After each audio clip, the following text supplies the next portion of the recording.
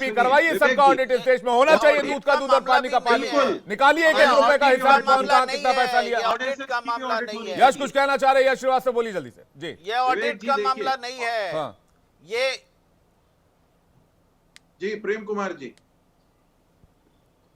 हाँ प्रेम कुमार जी, आप विवेक जी, आपके जवाब का इंतजार कर रहे हैं। बोलिए। सुनिए विवेक जी, देखिए अगर आपको ऑडिट सबकी करवानी है तो कांग्रेस तो तैयार है, वो तो बिना बात के आपकी ये बीजेपी के लोग जाके जबरदस्ती में पैसा आपने एक फॉर्मूला दिया, आपने कहा कि लेकिन ऑडिट से चीजें साफ आ सकती हैं, तो मैंने कहा हो जाना चाहिए सबका ऑडिट जी, करवा लीजिए ऑडिट, दूध का दूध पानी का पानी। मैं तो कहता हूं धनंजय जी को पूछता हूं, धनंजय जी बीजेपी का ऑफिशियल प्रवक्ता है, कह दें यहाँ पर कि भाई 1947 से अभी तक का सबका ऑडिट कराएंगे। अरे 1925 में आरएसएस बनी थी, आपके पास एक ऑडिट रिपोर्ट है? कहां से आया पैसा दिल्ली में बड़े बड़े कॉम्प्लेक्स बनाने का आरएसएस के पास? एक ऑडिट रिपोर्ट बताइए आरएसएस की। ऑडिट रिपोर्ट छोड़िए, वो कंपनी है या दुकान है या प्रोप्राइटरशिप है, क्या है आरएसएस? कहां से आ रहा है पैसा बताइए? एक ऑडिट रिपोर्ट दे दीजिए, हम पूरी डिबेट छोड़ देंगे। भाई आप लोगों के साथ पता नहीं, आप लोग बीजेपी से होते हुए, मोदी से होते हुए विवेक आरएसएस जी, पर ये कैसे मजाक जाते का हैं? समय नहीं है। सवाल ये है कि चुनावी अब आरएसएस कोई पॉलिटिकल पार्टी होती तो मैं डिबेट में आता भी उस पर, लेकिन आप लोग आरएसएस को पार्टी बना लेते हैं। मैं इस पर ज्यादा नहीं बोलूंगा, धनंजय गिरी आपको जवाब देंगे। धनंजय गिरी के पास कोई जवाब नहीं, वो कव्वाली सुनाएंगे। नहीं, पर्सनल रिमार्क्स मत कीजिए प्लीज धनंजय जी। पर्सनल नहीं है ये, पर्सनल नहीं है वो। अभी कौवा देंगे, देखिए कौवों को समस्या ये है कि उन्हें कव्वाली समझ में नहीं आती है। अगर देखिए मैं पर्सनल रिमार्क्स के फेवर में रहता नहीं हूँ, मैं पर्सनल रिमार्क्स के फेवर में रहता नहीं हूँ। मैं रिक्वेस्ट कर रहा हूँ प्लीज पर्सनल रिमार्क्स मत कीजिए। धनंजय जी सवाल पर आते हैं। मैंने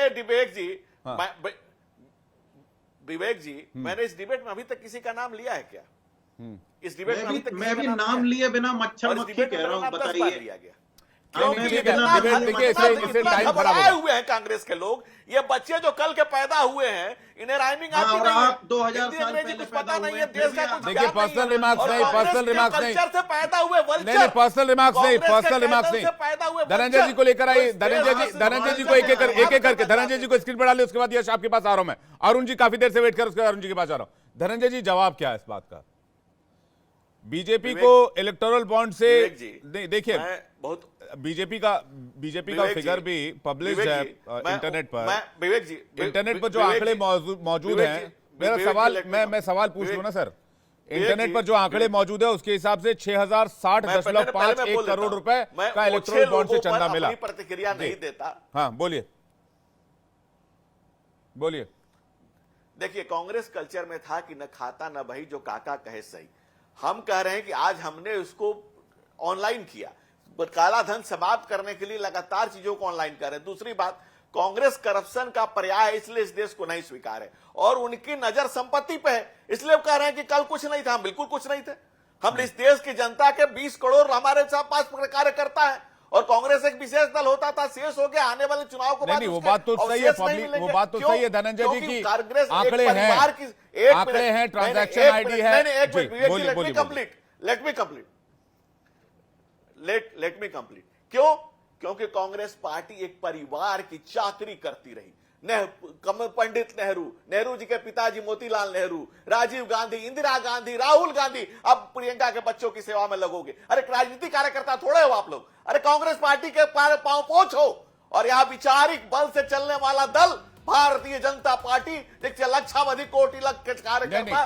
ठीक बात है धनंजय जी, लेकिन ये इलेक्टोरल बॉन्ड से 6000 करोड़ से ज्यादा का रकम आपको मिला, इस पर आपका क्या कहना है? एक मिनट। दूसरी बात, मैं उसमें भी आता हूं। संघ इस देश की एक संस्था है जो सोसाइटी रजिस्ट्रेशन एक्ट के तहत रजिस्टर्ड है। हर साल उसकी ऑडिट होती है और हर साल उसका ऑडिट भारत सरकार में जमा होता है और पंडित नेहरू ने उस पर बैन लगाया था, सरदार पटेल ने खोला और हर साल उसका ऑडिट सरकार के यहां जमा होता है। उसके सारे आय व्यय का ब्यौरा, उससे सारे संबंधित संस्थानों का अगर जानकारी नहीं हो तो थोड़ा पढ़ लिख लिया कीजिए। स्कूल जाइए, मनोहर पत्र खरीदिए, पढ़ना शुरू कीजिए। दूसरी बात मैं आपको बता रहा हूं, जब हम लोगों ने सारी चीजों को ऑनलाइन किया कि सारी पहले इलेक्टोरल बॉन्ड से खरीदेंगे तो चीजें सामने आ रही है। तो अब जो मामला न्यायालय के विचाराधीन है उस पर देखा जाएगा और चलिए न्यायालय के विचाराधीन है, देखा जाएगा। टीएमसी को भी चंदा मिल रहा है। लेकिन माफी चाहूंगा सभी मेहमानों से, वक्त सीमित था मेरे पास। आप सभी का बहुत बहुत धन्यवाद इस डिबेट में शामिल होने के लिए। बहुत